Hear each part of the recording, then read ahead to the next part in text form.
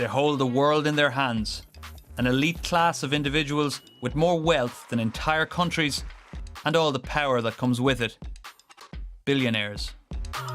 Inequality is rising to the highest levels ever seen in human history, where the concentration of wealth in few hands is off the charts. Literally, a new billionaire was created about every 26 hours. That is not normal. That's actually quite frightening, and it's frightening on many levels. In this video, we look at what it takes to become a billionaire. They are extremely proficient in, so to say, communicating their vision, their goals, and making other people join them somehow in their mission. We'll ask a billionaire what it's like to be among the world's most wealthy. Growing up, you're fascinated by a bunch of things that you think you really want. And when time comes and you can't afford those things, they lose value very quickly. We'll also explore some of the dangers that wealth and power can bring. Some people at that time started to joke that whenever you end up on such a list of the wealthiest entrepreneurs in China, you are somehow an endangered species. And we'll hear about attempts to fight back against the enormous inequality that billionaires represent. Those people are going to fight for their own interests, and there's nothing weird actually about it. There's nothing surprising about it. And we should just fight for ours as people. That's all coming up on Business Beyond. In our quest to understand the world's wealthy, there's only one place to start: in the United States. The US is home to the superstar billionaire, the self-made man, and it's almost always a man, who built themselves up to become rich and famous, the embodiment of the American dream. The US has produced almost all of the top 10 richest in the world, with the likes of Elon Musk, Jeff Bezos and Bill Gates achieving riches that no human being has ever achieved before, mostly through owning astonishingly profitable companies. In the United States today, two people have as much wealth as the entire bottom 50% of the US population. That's Jeff Bezos and Elon Musk, just two individuals, as much wealth as the bottom half. But how did they reach this point? Do billionaires set out with the goal of becoming billionaires? You will never become a billionaire with the motivation of just making money. It's about, winning the game of business. It's about also building something, creating something unique. It's also about social impact, right? Because they don't want to be the flag in the wind. They want to be the wind, right? They want to have impact on their environment, on the world around them. The world's richest have mostly exerted their influence through technology, be that home computing, online shopping, or electric cars. This is something also that Elon Musk's or even Steve Jobs were talking about pretty often. Instead of waiting for the future or trying to predict the future, you can actually create it, right? Their positions at the forefront of tech mean America's billionaires certainly have their fans. They're also responsible for employing hundreds of thousands, and in Amazon's case, over 1 million people. But there is also a movement within the United States to curb what is seen by some as the excessive wealth and the excessive power of a tiny elite. And when you look at the Jeff Bezoses or Elon Musks or Bill Gates or others, they live in this world in which they can increase their wealth in business and then use some of the spoils of wealth to buy political influence, which they do. Billionaire wealth, it doesn't just buy you a fancy yacht or a trip to space. It also buys you a pliant media. It buys you policies and politicians in your favor. It buys you impunity from justice. We've seen the enormous influence brought by wealth play out in front of our eyes. Perhaps the best known example in the US is the Koch brothers, whose family founded America's second biggest private company, Koch Industries. They used their billions to directly fund political causes, such as bankrolling Republican candidates who support minimal government interference in their business activities. But others have found more creative ways to avoid excessive scrutiny from the state. When Mark Zuckerberg spends $300 million, as he did in 2020, on securing the American election, an election he profited from making less secure by allowing disinformation to run rampant, hate speech to run rampant, Nazi speech to run rampant on his platform. When Mark Zuckerberg then turns around and does that and gets a lot of headlines for his small gift to secure the election that he has made unsafe, what he does is he kind of douses the flames of anger just enough that he can keep doing it. The very famous US Supreme Court Justice Louis Brandeis said many, many decades ago, he said that we can either have an extreme concentration of wealth or we can have democracy, but we can't have both. And I think that rings so profoundly true today. Later on, we'll look a little deeper at whether or not the wealth and power of billionaires should be reined in. But first, we need to better understand who it is we're dealing with. To do that, we need to head to another hotbed of billionaires, the world's industrial powerhouse, China. According to the Hurun Global Rich List, it is China that has the most billionaires of any country in the world, including the US. But the story of China's super rich goes back only a few decades. Well, the whole thing started in the 80s when the Chinese government decided to first informally and then eventually also formally allow private business again. I mean, prior to the reforms, we didn't have private enterprises. Communist China's conversion to a socialist market economy meant new opportunities for individuals to make vast amounts of money. Starting from the 90s, a lot of people also took the opportunity for a number of reasons. One was that they realized that those who had dared to do so already in the 80s started to become rather rich. I mean, comparatively at that time's level, we were far from billionaires at the time, but we had the first millionaires, and that was quite impressive for a lot of people. We then saw a new development in the 2000s and 2010, so to speak, but especially in the 2000s, where people became somewhat super rich already for Chinese standards.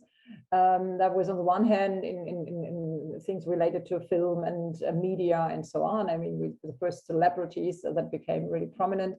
And on the other hand, especially also in technology.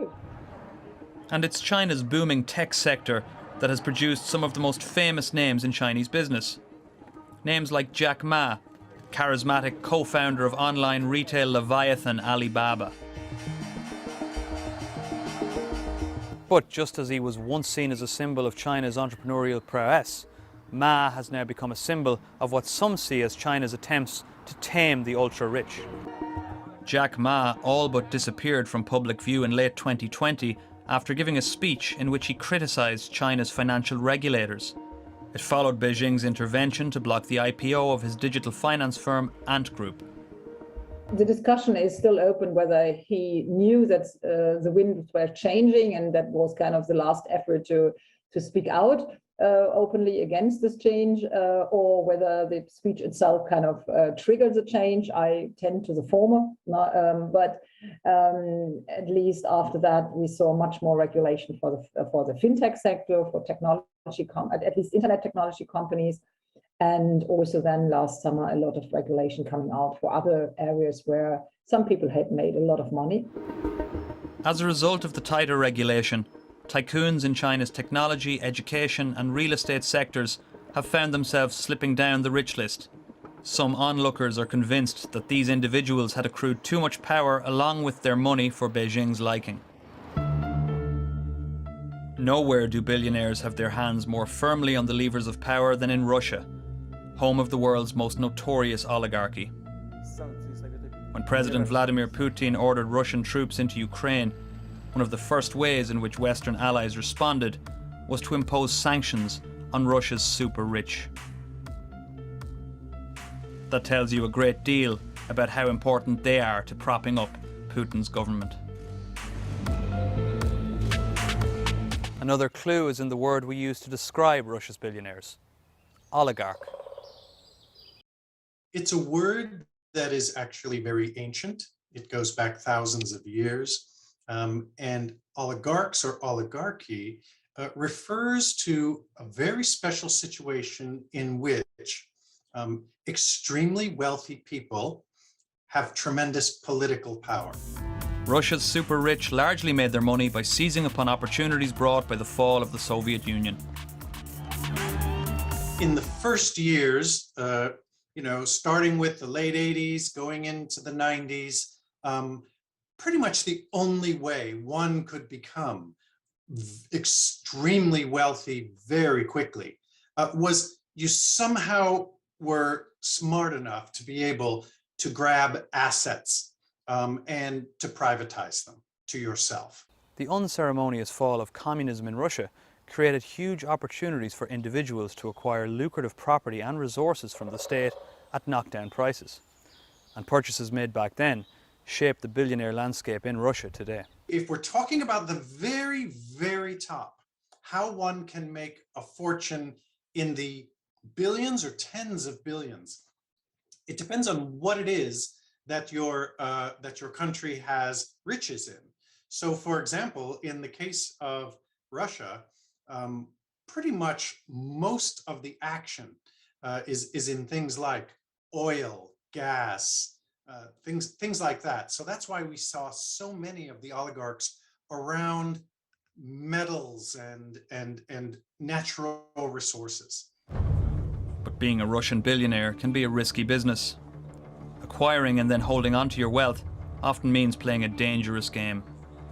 The more to the east you go, the more entrepreneurs are considered more maybe like gangsters or something, right? And it is really difficult. For me, it was also difficult in countries like Russia or China to find entrepreneurs who have white vests, who can be role models, who didn't have any, let's say, any contacts to Kremlin and so on and so on. Pretty much the only two, and we're talking major countries here, the only two countries in the world where one is really in danger as an oligarch of being jailed are Russia and China. And you could be killed in either of those places as well, by execution or by, I guess, plutonium and other kinds of dangerous substances that might be used in the case of Russia. So being a billionaire in Russia can often mean watching your back. But what is it like to live the billionaire lifestyle elsewhere? For that, let's head to India. In the year 2000, India had only a handful of billionaires, but now some estimates put the number at over 200.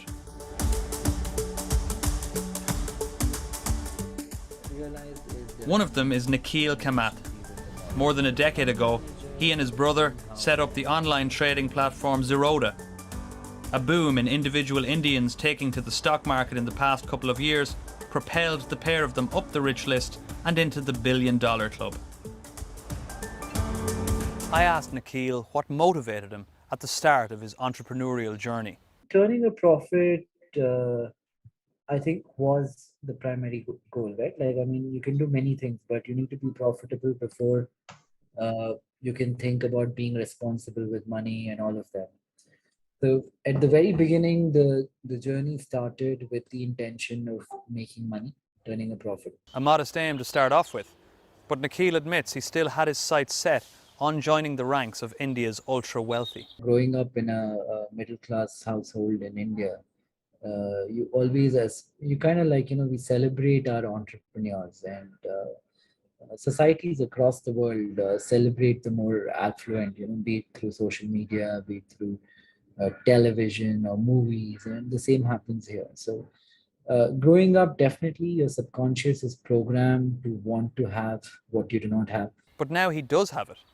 So what is it actually like, having all that money? The strange thing about money is when money gives you more when you do not spend it, but knowing that you have the ability to buy something. When you end up buying this thing you have aspired for, it becomes less valuable in a way. So I would say money is most, to me, is freedom. It's that ability to be able to do all these things, even though I don't actually do these things. India is a country that's become characterized by the growing gap between its richest and poorest people. But more broadly, the distribution of wealth the world over is seen by some as nothing short of obscene. According to Oxfam, the 10 richest people in the world have doubled their combined wealth since the start of the coronavirus pandemic, helped by soaring stock markets and our increased reliance on technology. Oxfam also points out that those same 10 people now have a combined wealth greater than that of the least wealthy 3.1 billion people on the planet. Do we want to live in a world in which we have such extremes of wealth at the top? At the same time, that world is one in which inequality literally kills. Yes, inequality leads to unhappy, unhealthy, unfair societies, but we've been able to show how inequality itself kills. Like, inequality contributes to 1 death every 4 seconds. Is that really a world we want to live in? That every billionaire is a policy failure. And it's important to say that that is not to say every billionaire is a bad person or a mean person we don't like or should go, lock away in a cabinet. It's just a policy failure, right? And by the way, every hungry person is also a policy failure. And those policy failures are related. They're failures of priority. So if the existence of billionaires is somehow a failure on the part of humanity, how do we go about making amends for that? Well, one way would be to take some of their wealth from them and to redistribute it. Basically, tax them.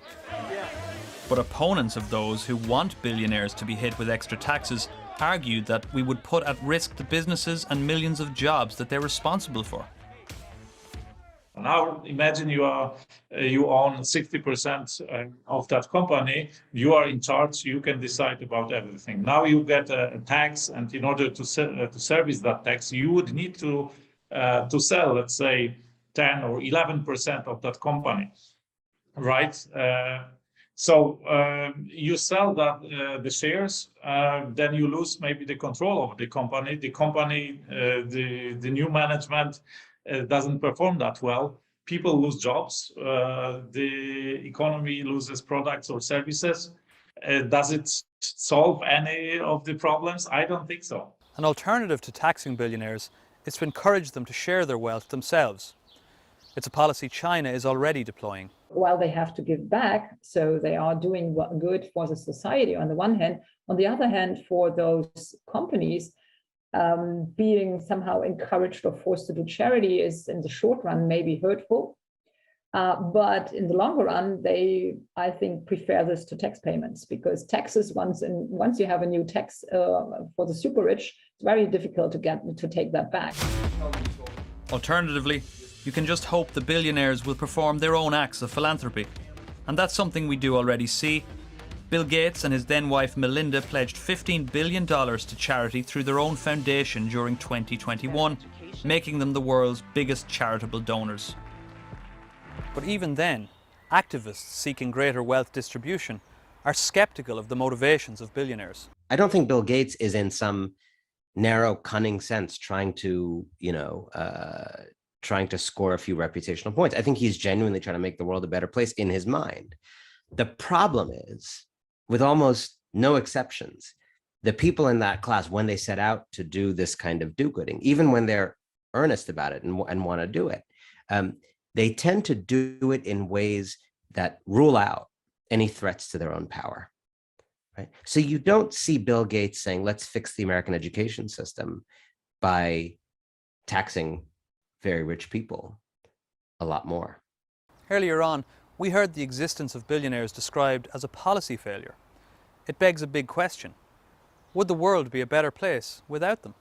I think we have to be really upfront and really be quite clear to say that a world of such extreme billionaire wealth is a fundamental problem. It's an impediment to human progress. The billionaire class in the world is one of the great threats to democracy and human flourishing everywhere. Or have billionaires simply earned their place at the top of society and should be celebrated accordingly? Making someone who is a byproduct of capitalism and has done well through that look like the enemy, I don't think that's right, because you need these people for the society to kind of grow and for economies to do better. Billionaires are world champions in the industries. They just outcompeted everybody else in the field. And they look at it as a game of business. And this is another motivation. They just enjoy playing this game of business. That's all for this episode of Business Beyond. For more from us, check out our playlist. Thanks a lot for watching, and until the next time, take care.